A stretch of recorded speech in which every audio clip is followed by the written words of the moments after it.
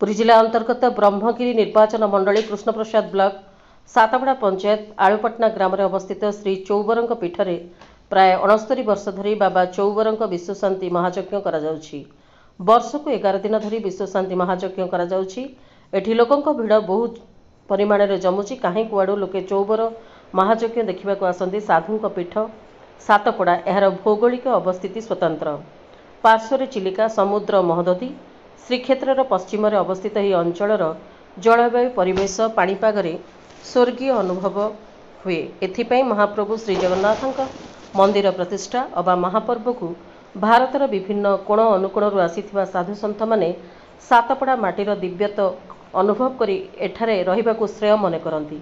सेही साधु मानक उपस्थिति ए माटी को आहुरी पवित्र करे। एही साधुंक पीठरे प्रमुख है श्री चौबर स्वामी आलुपटना चौबर पीठर ऐतिह्य जेपरी गौरवोज्ज्वल वर्तमान मध्य अनुरूप भाव में पाला विश्वशांति महायज्ञ साहित्य सभा साहित्य पत्रिका प्रकाश करिबारे निरंतरता रखी आगक बढ़ुछि।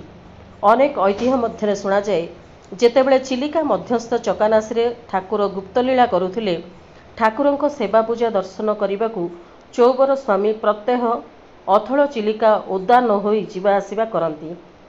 पुरी जिला कृष्णप्रसाद कालराम नायक रिपोर्ट प्राइम टीवी ओडिया।